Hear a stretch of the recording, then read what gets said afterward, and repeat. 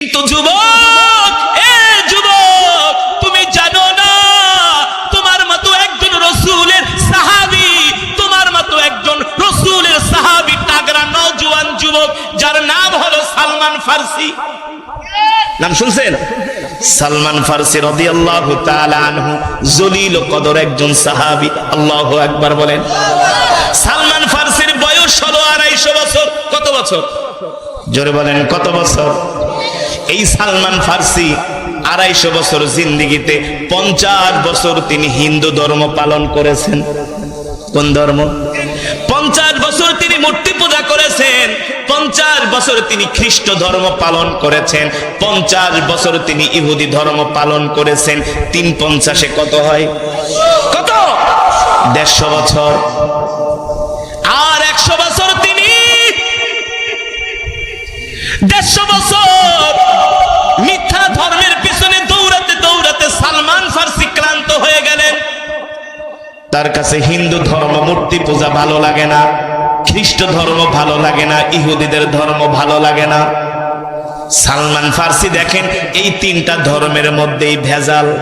3টা ধর্মের মধ্যে কি ভেজাল? এই 3টা ধর্মের মধ্যেই ভেজাল। কোন ধর্মের মধ্যে শান্তি পায় না। শান্তি কিভাবে পাবে? একমাত্র শান্তির ধর্ম হলো ইসলাম। সুবহানাল্লাহ বলে। এই কারণে কত ইহুদি খ্রিস্টান হিন্দু বৌদ্ধরা কালেমা পড়ে মুসলমান হয়ে যায়। বানাই বলছি, কত বড় বড় খেলোয়াড় নায়িকা গায়িকারা না, পৃথিবীর নাম করা খেলোয়াড়রা, নাম করা নায়িকারা গায়িকারা, নাম করা মিলিয়ন বিলিয়নরা, বড় বড় ইহুদি খ্রিস্টানদের বড় বড় নেতারা, বড় বড় এমপিরা মন্ত্রীরা, তারা ইসলামের সৌন্দর্য দেখে কালেমা পড়ে মুসলমান হয়ে যাচ্ছে। আল্লাহু আকবার। কারণ একমাত্র শান্তির ধর্ম হলো ইসলাম। শান্তির ধর্ম। সালমান ফারসি বলেন, আমি 150 বছর 3টা ধর্ম পালন করেছি, আমার কাছে ভালো লাগে না। সালমান ফারসি বলেন, একদিন আমার বাবা আমাকে বললেন, সালমান যাও তুমি আমাদের দোকানটা দেখে আসো। সালমান ফারসি বলেন, আমি বিকাল বেলা ঘর থেকে বের হলাম আমি আমার বাবার ব্যবসা দেখার জন্য। কারণ সালমান ফারসির বাড়ি কিন্তু মক্কায়ও না মদিনায়ও না, সালমান ফারসির বাড়ি হলো রোম পারস্যে। কোথায়? ও যুবক মুসলমান, সালমান ফারসি ইসলাম ধর্ম পাওয়ার জন্য কত কষ্ট করেছে। সালমান ফারসি ইসলাম ধর্ম পাওয়ার জন্য কত ত্যাগ স্বীকার করেছে। সালমান ফারসি ইসলাম ধর্ম পাওয়ার জন্য কত না খেয়ে রয়েছে। সালমান ফারসি ইসলাম ধর্ম পাওয়ার জন্য নিজের ঘর ছেড়েছে, বাড়ি ছেড়েছে, পরিবার ছেড়েছে, পরিজন ছেড়েছে। ও যুবক, তুমি আমি এত সুন্দর ইসলাম ধর্ম পাওয়ার পরেও আমরা সেই ইসলাম ধর্মটাকে মানি না। ঠিক কিনা বলে? সালমান ফারসি বলেন, আমি ঘর থেকে বের হলাম, দেখি একটা গির্জার মধ্যে কিছু খ্রিস্টানরা বাইবেল তেলাওয়াত করতেছে। আমি ওই গির্জার মধ্যে ঢুকে গেলাম। গির্জার মধ্যে ঢুকে আমি খ্রিস্টানদের যিনি ধর্মযাজক পাদ্রীকে ডাক দিয়া বললাম, ও পাদ্রী, আপনি এটা কি তেলাওয়াত করতেছেন? বলে, এটা আমাদের ধর্মগ্রন্থ বাইবেল। সালমান ফারসি বলেন, ইহুদিদের ধর্মগ্রন্থের চাইতে, হিন্দুদের ধর্মগ্রন্থের চাইতে আমার কাছে খ্রিস্টানদের ধর্মগ্রন্থটা ভালো লাগলো, বাইবেলের তেলাওয়াতটা ভালো লাগলো। সালমান ফারসি বলেন, আমি অনেকক্ষণ সময় বসে বসে তাদের ধর্মীয় গ্রন্থের তেলাওয়াত শুনলাম, কিন্তু আমি যখন তাদের তেলাওয়াত শুনতেছি, কিছু লোক ওই পাদ্রীর কাছে এসে বলে, ও আমাদের সম্মানিত পাদ্রী, আপনাকে আমরা কিছু হাদিয়া দিয়ে গেলাম, এই হাদিয়াগুলো আপনি নিজেও খাবেন, অন্য মানুষদের মাঝেও বিলায় দিবেন। কিন্তু পাদ্রী কি করলো? ওই হাদিয়া পায়া তিনি নিজের সুটকেসের মধ্যে আটকায়া রাখলেন, অন্য মানুষদেরকে তিনি দিলেন না। তার মজমার মধ্যে অনেক ক্ষুধার্ত মানুষ, ওই মজমার মধ্যে তাদেরকে অর্থ থেকে খাবার থেকে কোনো কিছুই দিলেন না। এই দৃশ্যটা দেখার পরে সালমান ফারসির মনের মধ্যে একটা খটকা লাগলো। সালমান ফারসির মনের মধ্যে একটা সন্দেহ লাগলো, যদি এই পাদ্রীর ধর্ম সত্য হয়, এই পাদ্রীর ধর্মীয় গ্রন্থ যদি সত্য হয়, তাহলে এই পাদ্রীকে আমি আমি ভালো মনে করতেছি, তার কাছে মানুষ হাদিয়া দিয়া যায়। এই হাদিয়াগুলো সে আত্মসাৎ করে। যার ধর্মীয় গ্রন্থ সত্য, যে ভালো মানুষ, যে সত্য মানুষ, সে কোনোদিন মানুষের অর্থ আত্মসাৎ করতে পারে না। ঠিক কিনা বলেন? আপনারা এই যে মসজিদ বানাইছেন, কি বানাইছেন? মাদ্রাসা বানান, মসজিদ বানান। এই মাদ্রাসার যে মুহতামিম হয়, মসজিদের যে ইমাম হয়, সে যদি মসজিদের পয়সা নিজে আত্মসাৎ করে, তাহলে কি আপনারা তাকে রাখবেন? তাকে বিশ্বাস করবেন? যারা বলুন, তার প্রতি আপনাদের সন্দেহ আসবে কি আসবে না? সালমান ফার্সি পাদ্রীকে ডাক দিয়া বলে, শোনেন, সত্যি করে বলেন, আপনি যে ধর্মগ্রন্থ তেলাওয়াত করলেন, এর চাইতে আরো সত্য ধর্ম আছে কিনা? পাদ্রী বলে, সালমান, তুমি তো আমাকে বিপদে ফালায় দিছো। আপনি যদি সত্য কথা আমার কাছে না কন, আপনি যে জনগণের অর্থ আত্মসাৎ করছেন, এগুলো আমি খ্রিস্টানদের কাছে বলে দিব। আর খ্রিস্টানদের কাছে বইলা দিলে আপনি তো বুঝেন মায়ের কারে কয়। ঠিক কিনা বলে? পাদ্রী সালমান ফার্সির হাত ধরে বলে, সালমান, এই কথা আপনি কাউকে বলবেন না। আমি আপনাকে সত্য একটা ধর্মের সন্ধান দিচ্ছি। আমরা যেই ধর্ম মানতেছি, খ্রিস্টান ধর্ম, এই ধর্ম এখন আর সত্য ধর্ম নাই। আমাদের ধর্মীয় গ্রন্থ সত্য গ্রন্থ নয়। এই ধর্মীয় গ্রন্থের মধ্যে ভেজাল ঢুকে গেছে। খ্রিস্টানরা এই ধর্মীয় গ্রন্থকে তারা কাটছাট করে ফেলেছে। সালমান, আপনি যদি সত্য ধর্ম পাইতে চান, আপনি রোম পারস্যে সত্য ধর্ম পাবেন না। যদি আপনি সত্য ধর্ম পেতে চান, তাহলে আপনি মরুভূমির দেশ, পাথরের দেশ, খেজুর বৃক্ষের দেশ মদিনায় চলে যান। কোথায় চলে যান? মদিনায়। কথা বুঝতে পারছেন তো? খ্রিস্টান পাদ্রী বলতেছে, সালমান, আপনি যদি সত্য ধর্ম পেতে চান, রোম পারস্যে আপনি সত্য ধর্ম পাবেন না। সত্য ধর্ম বিলুপ্ত হয়ে গেছে। খ্রিস্টানদের ধর্মীয় কিতাব ইনজিল শরীফ তারা কাটছাট করে সেই ইনজিলের ভিতরে তারা 2 নাম্বারই ঢুকিয়ে ফেলেছে। সুতরাং এই ধর্ম সত্য নয়, এই ধর্মীয় গ্রন্থ সত্য নয়। আপনি যদি সত্য ধর্ম পেতে চান, একমাত্র আপনি খেজুর বৃক্ষের দেশ, মরুভূমির দেশ, পাহাড়ের দেশ, আপনি আরবে চলে যান, মদিনায় চলে যান। এ সালমান, শোনেন, ওই মদিনার মধ্যে একজন শেষ নবীর আবির্ভাব ঘটেছে, যার নাম হলো মুহাম্মাদুর রাসূলুল্লাহ সাল্লাল্লাহু আলাইহি ওয়াসাল্লাম। আল্লাহু আকবার। সালমান, আপনি সেই মদিনায় চলে যান। ওই মদিনায় গেলে আপনি যদি শেষ নবীকে পেয়ে যান, দেরি করবেন না। ওই শেষ নবীর হাতে হাত রেখে কালেমা পড়ে মুসলমান হয়ে যাবেন। ওই নবীর উপরে যেই ধর্মীয় গ্রন্থ নাজিল হয়েছে, সেই ধর্মীয় গ্রন্থের নাম হলো আল কোরআন। সুবহানাল্লাহ। যে কোরআন থেকে আমি আপনাদেরকে তেলাওয়াত করে শুনিয়েছি। আল্লাহু আকবার। সালমান ফার্সি বলেন, শোনেন, রোম পারস্য থেকে মদিনার দূরত্ব হলো প্রায় 8000 কিলোমিটার। কয় হাজার কিলোমিটার? আমি সেই মদিনায় কিভাবে যাব আমাকে বলে দেন। সালমান ফার্সিকে পাদ্রী বলে, সালমান, একদল ব্যবসায়ী মক্কা থেকে তারা ব্যবসা করার জন্য সিরিয়ার রাজধানী দামেস্কে আসে। ওই ব্যবসায়ী কাফেলার সঙ্গী হয়ে যাবেন। যদি পারেন ওই কাফেলার সঙ্গী হয়ে আপনি মক্কায় চলে যাবেন। মক্কা থেকে আপনি মদিনায় চলে যাবেন। মদিনায় গেলে আপনি শেষ নবী মুহাম্মদ সাল্লাল্লাহু আলাইহি সাল্লামের দেখা পাবেন। আর ওই নবীকে দেখার পরে আর দেরি করবেন না, ওই নবীর হাতে হাত রেখে কালেমা পড়ে মুসলমান হয়ে যাবেন। কিন্তু সালমান, শোনেন, ওই নবীকে চেনার 3টা আলামত আছে। ওই নবীকে চেনার 3টা আলামত আছে। শেষ জামানায় অনেকে নিজেকে শেষ নবী দাবি করে, কিন্তু আসলে মুহাম্মদ সাল্লাল্লাহু আলাইহি সাল্লাম ছাড়া কেউ শেষ নবী না। মুহাম্মদ সাল্লাল্লাহু আলাইহি সাল্লাম ছাড়া কেউ যদি নবী নিজেকে নবী দাবি করে, সে হলো কাফের। ঠিক কিনা বলেন? আপনি শেষ নবীকে চিনবেন। শেষ নবীকে চিনার 3টা আলামত আছে। কয়টা আলামত? 1 নাম্বার আলামত হলো শেষ নবী কখনো সদকা খাবে না। কি খাবে না? তিনি সদকা খাবেন না, তিনি হাদিয়া গ্রহণ করবেন। আর 3 নম্বরে হলো আল্লাহ তাআলা ডান বাহুর মধ্যে খতমে নবুয়তের একটা সিল মেরে দিবেন। আল্লাহু আকবার। মোহরে খতমে নবুয়ত তার ডান বাহুর মধ্যে আল্লাহ তাআলা একটা সিল মেরে দিবেন।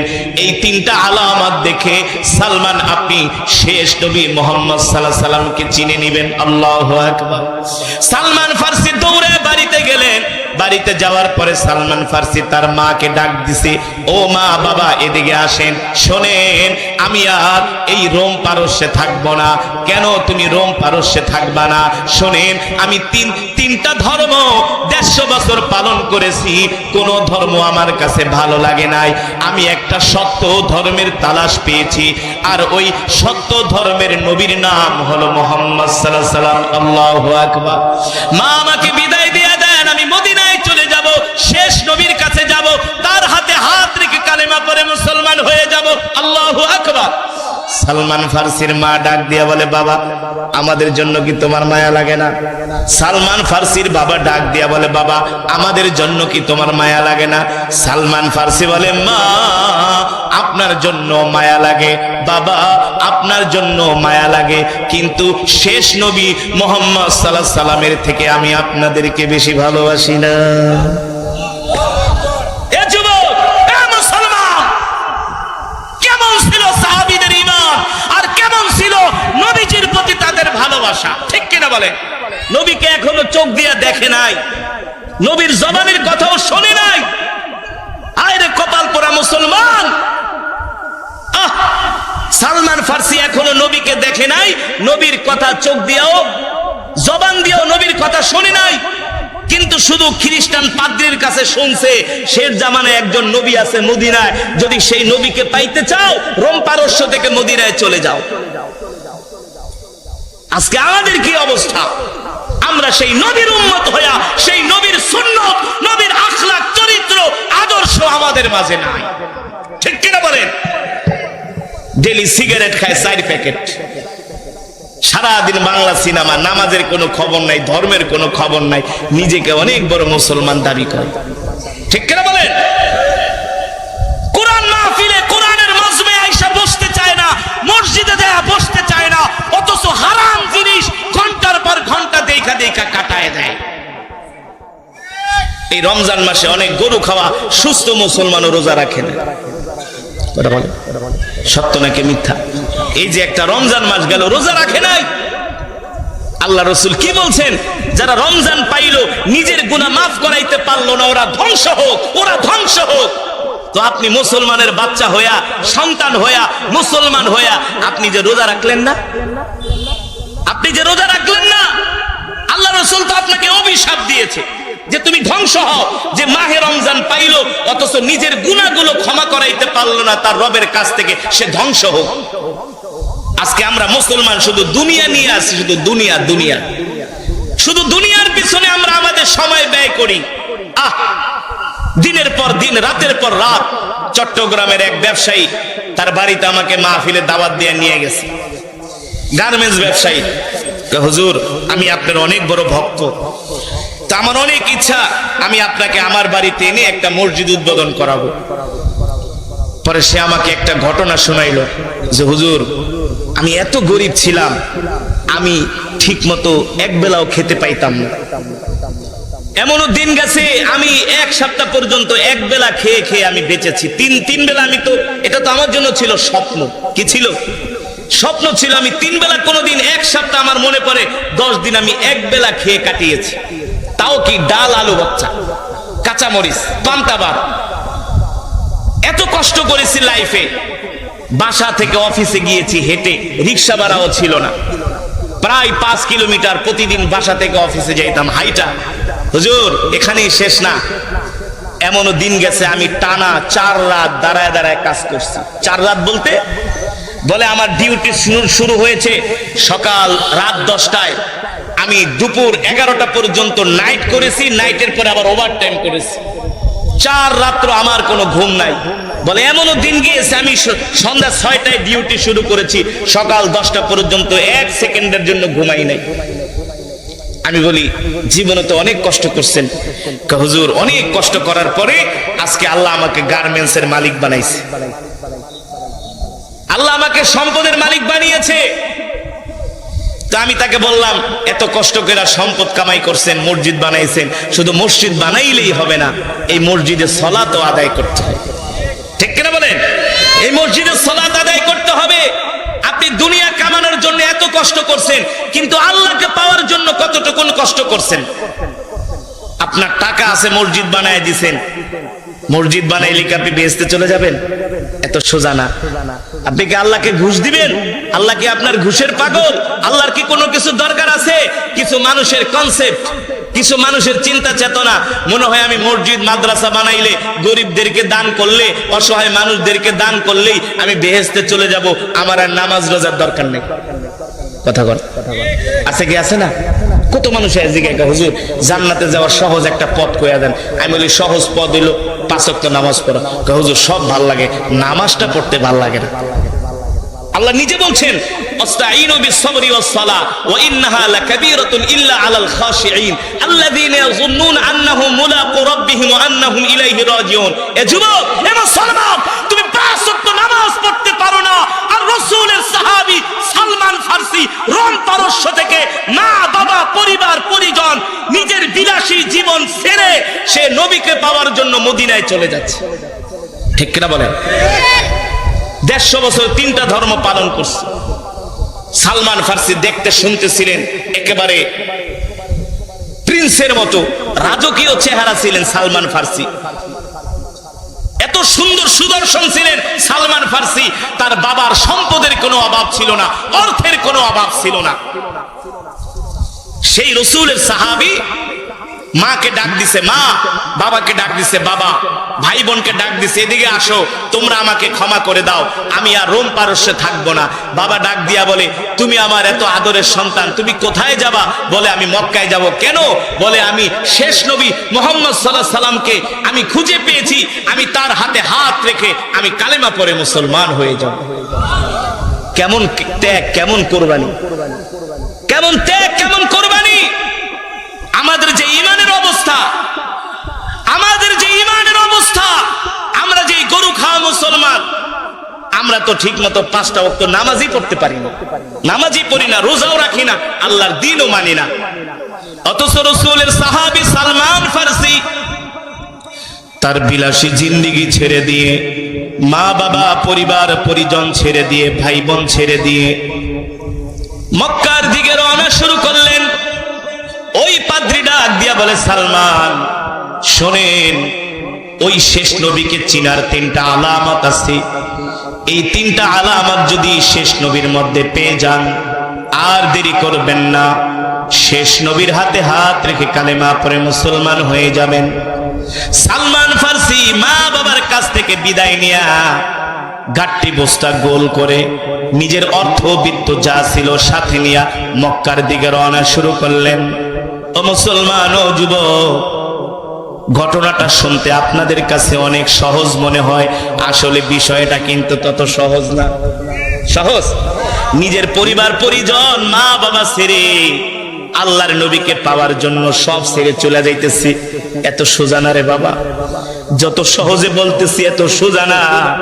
বারবার সালমান ফারসি তার মায়ের দিকে তাকায়, মা ডাক দিয়া বলে, সন্তান আমাকে ছেড়ে চলে যাচ্ছ, আমার জন্য কি মায়া লাগে না? ছোট ছোট ভাই বোনেরা তাকায় বলে, ভাই আমাদের ছেড়ে মদিনায় চলে যাচ্ছ, মক্কায় চলে যাচ্ছ, আমাদের জন্য কি মায়া লাগে না? সালমান ফারসি ডাক দিয়া বলে, মা তোমার জন্য আমার মায়া লাগে, বাবা তোমার জন্য আমার মায়া লাগে।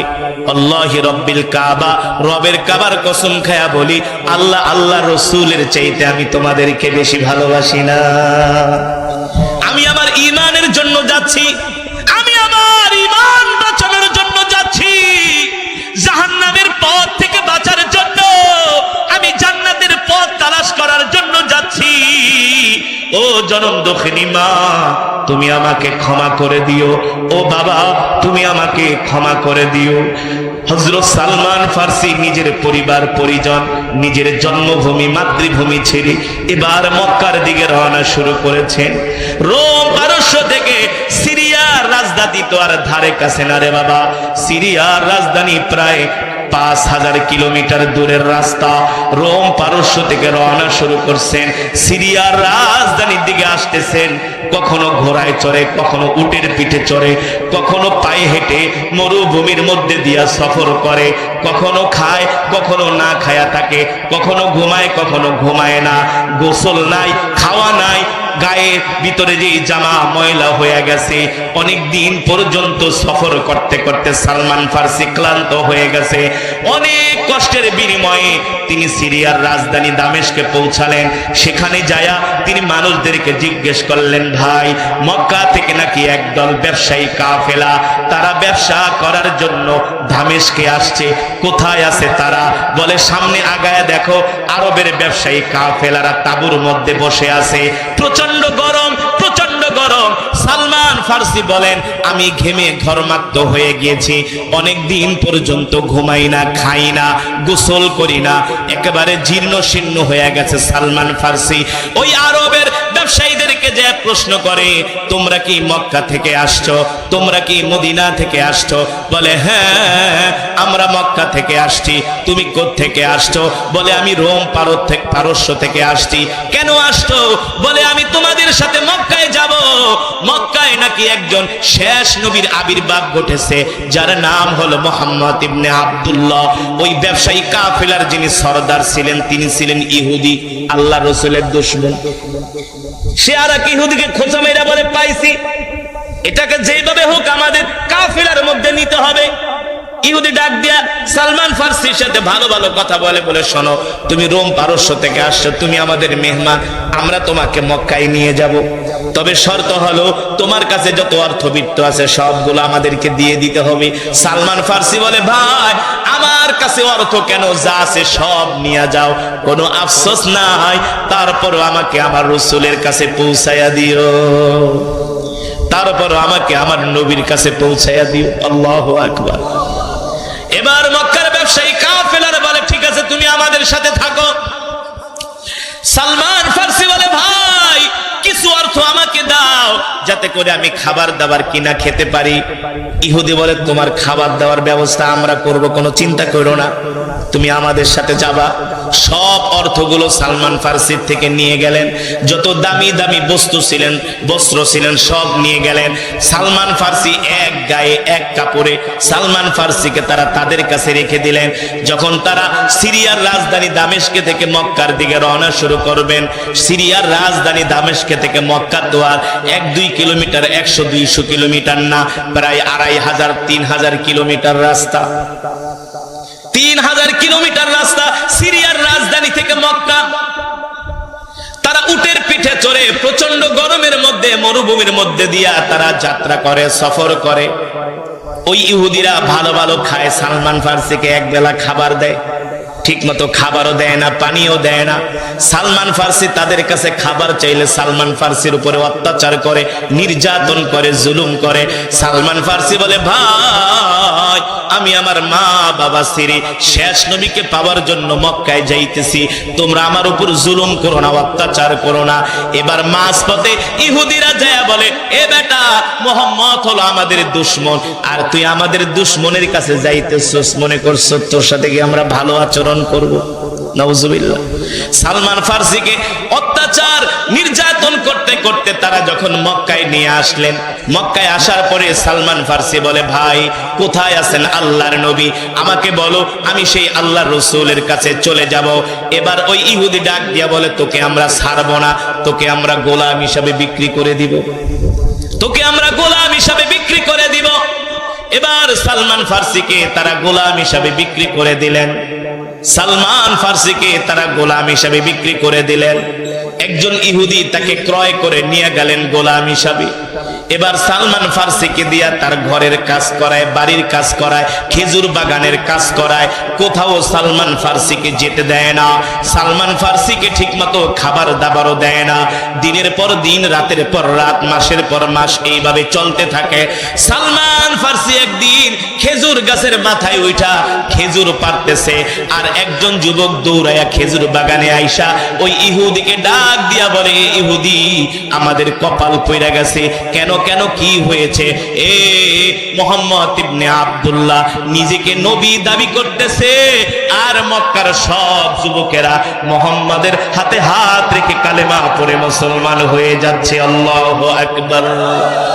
সালমান ফার্সি বলে, আমি খেজুর গাছের মাথায় খেজুর পাড়তেছিলাম, এই খবর শোনার পরে আমি এক লাফ দিয়ে মুহাম্মদ ইবনে আব্দুল্লাহ, বলো মুহাম্মদ ইবনে আব্দুল্লাহ কোথায় আছে? ইহুদি যুবক ডাক দিয়া বলে, তুই মুহাম্মদকে দিয়া কি করবি? বলে, আমি আল্লাহ রাসূলের কাছে যায়া হাতে হাত রেখে কালেমা পড়ে মুসলমান হয়ে যাব। আল্লাহু আকবার। এই কথা বলার পরে সালমান ফার্সির গালের ভিতরে ইহুদি যুবক জোরে একটা কষায়া চর মারলেন।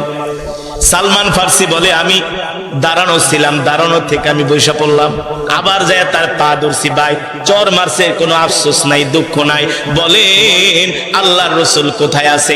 আরেক চর মারলেন। সালমান ফার্সি বলে, তার চর খায়া মনে হলো আমি আর জমিনে বসতে পারলাম না, জমিনের মধ্যে লুটায় পড়লাম।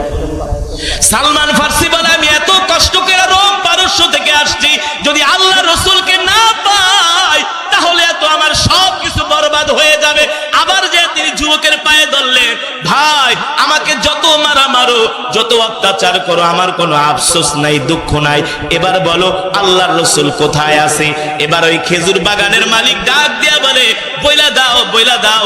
যুবকটা এত মার খাওয়ার পরেও মুহাম্মদের নাম তার জবান থেকে যায় না। ঠিক আছে, বলে দাও। এবার সালমান ফার্সিকে ডাক দিয়া বলে, শোনো, তুমি যদি মুহাম্মদ ইবনে আব্দুল্লাহকে পেতে চাও, ওই জাবালে আবু কুবাইসের পাশে চলে যাও, ওই পাহাড়ের নিচে মুহাম্মদ তার সাথীদেরকে নিয়ে বসে আছে। আল্লাহু আকবার।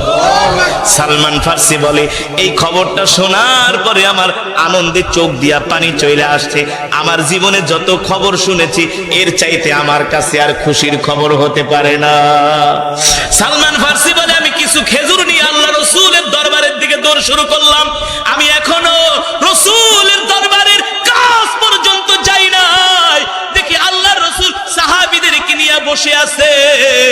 রাসূলের চেহারা মোবারকের উপরে নজর পড়ার সাথে সাথে আল্লাহ রাসূলের চেহারা দেখার পরে আমার কাছে মনে হয়েছে এটা দুনিয়ার কোনো সাধারণ মানুষ না, মনে হয় আকাশের থেকে পূর্ণিমার চাঁদ উদিত হয়েছে। এত সুন্দর আল্লাহর নবী, সুবহানাল্লাহ। সালমান ফার্সি বলে, আল্লাহ রাসূলকে দেখার পরে প্রথম দৃষ্টিতে, প্রথম নজরে আমার কাছে মনে হলো দুনিয়ার কোন মানুষ না, আকাশ থেকে চাঁদ উদিত হয়েছে, এত সুন্দর আমার নবী। সুবহানাল্লাহ। সালমান ফার্সি বলে, আমি আগায় গেলাম, আল্লাহ রাসূলের হাতে নিয়ে খেজুরের পোটলাটা দিলাম, আর বললাম, ওগো আল্লাহর নবী, এটা সদকা। এটা কি?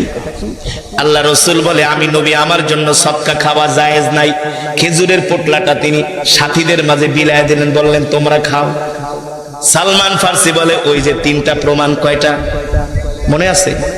কি প্রমাণ? পঞ্চ আল্লাহ রাসূলের সত্য নবী, এটা তিনটা প্রমাণ আছে। এই তিনটা প্রমাণ যদি তার মধ্যে পাওয়া যায় তাহলে সে সত্য নবী, শেষ নবী। তিনটা প্রমাণ কি মনে আছে আপনাদের? ওই যে খ্রিস্টান পাদ্রী বলে দিয়েছিল যে তুমি তাকে সৎকার মাল দিবা, যদি সৎকার খায় তাহলে বুঝবা।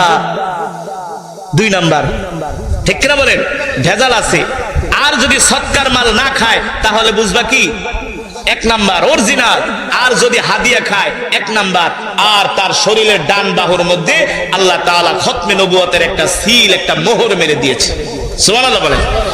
এবার সালমান ফার্সি খেজুরের পোটলাটা দিলেন, আল্লাহ রাসূল নিজে খেলেন না, সাহাবীদের মাঝে বিলিয়ে দিলেন। সালমান ফার্সি তার পরবর্তী দিন আবার কিছু খেজুর নিয়ে গেলেন, যে বললেন, ওগো আল্লাহর নবী, এটা হাদিয়া। আল্লাহ রাসূল বলে, আমার জন্য হাদিয়া খাওয়া জায়েজ আছে। সুবহানাল্লাহ। নিজেও খেলেন, সাহাবীদের মাঝেও বিলায়া দিলেন।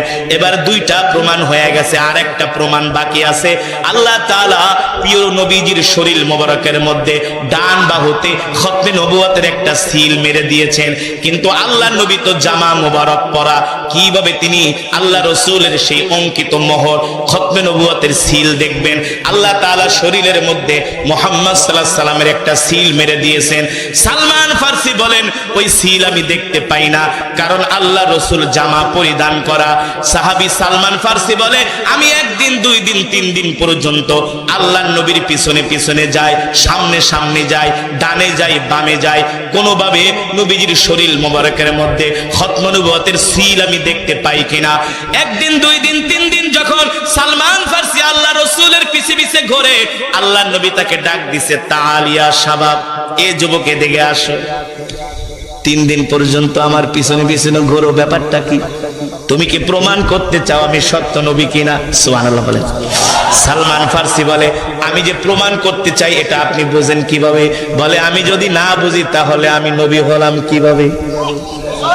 হযরত জিবরাইল আয়েশা বলে ওগো আল্লাহ রাসূল, আপনি আপনার জামা মোবারক খুইলা ওই যুবককে খতমে নবুয়তের সিল মোহরটা দেখায় দেন। সুবহানাল্লাহ। সালমান ফারসি রাদিয়াল্লাহু তাআলা আনহু আল্লাহর নবীর সামনে বসা, আল্লাহ রাসূলের সামনে বসা, আল্লাহর নবী তার জামা মোবারক খুইলা বলে এ যুবক উনজুর, তাকায় দেখো, আল্লাহ তাআলা খতমে নবুয়তের সিল আমার দেহের মধ্যে অঙ্কিত করে দিয়েছেন। সালমান ফারসি বলেন আল্লাহ রসুলের এই সিল দেখার পরে, মোহর দেখার পরে আমি আর দেরি করলাম না, আল্লাহ রসুলের হাতে হাত রেখে আল্লাহ রসুলের হাতে চুমো দিয়ে আমি সাথে সাথে কালেমা পড়ে মুসলমান হয়ে গেলাম। জোরে বলেন সুবহানাল্লাহ।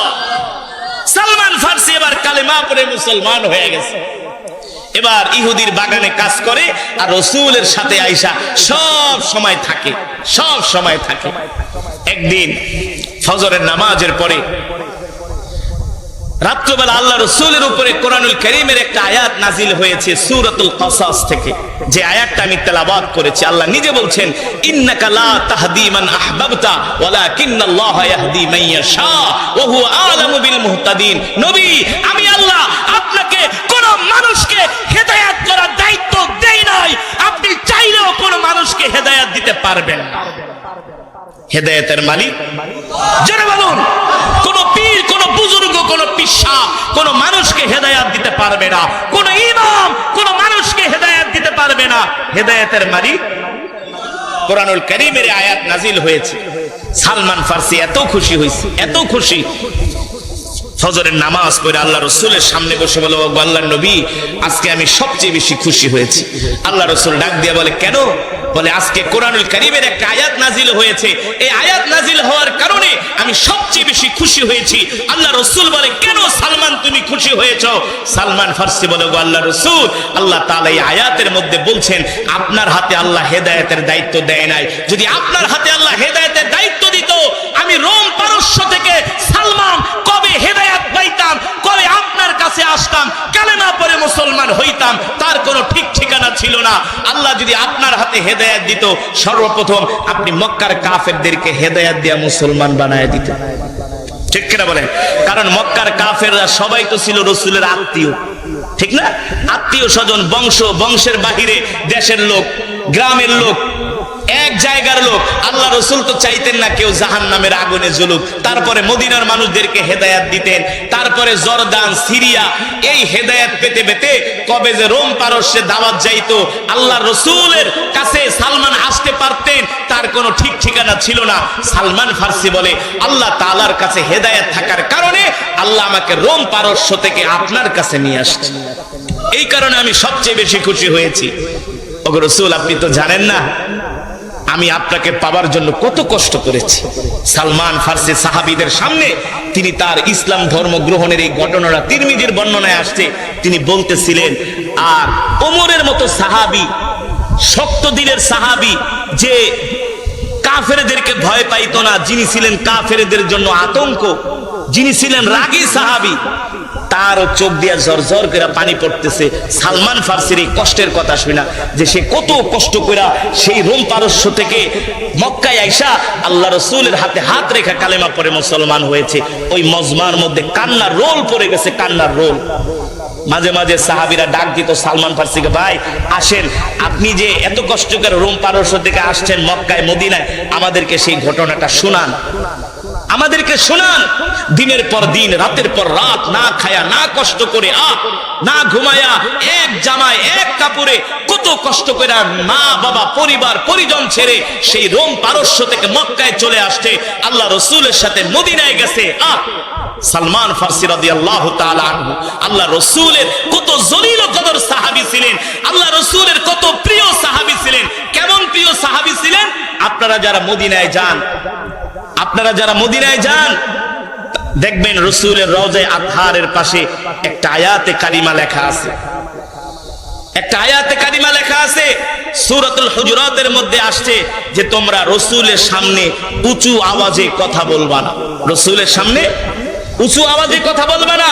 আল্লাহ রসুলের সামনে এমন কারো সাহস নাই যে রসুলের আওয়াজের চাইতে তার আওয়াজ বড় হবে। ফাওকা সাউতিন নবী, নবীর আওয়াজের চাইতে আর কারো আওয়াজ বড় হতে পারে না। ফাওকা সাউতিন নবী ওয়ালা তাজহারু লাহু বিল কওল কাজহারি বাদিকুম লিবাদিন আন তাহবাতা ফি মাকআদি সিদকিন ইনদা মালিকিন মুকতাদির في مقعد صدق عند مليك مقتدر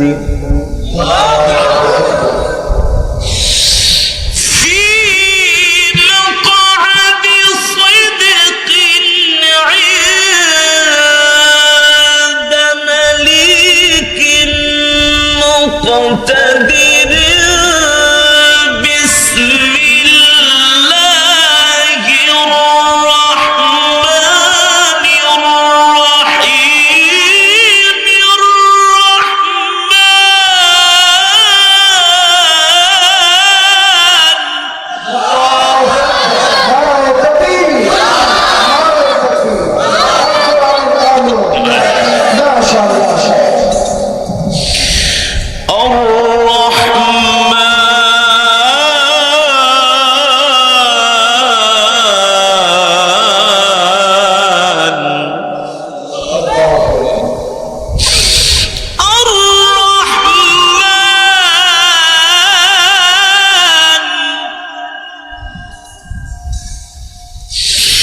الرحمن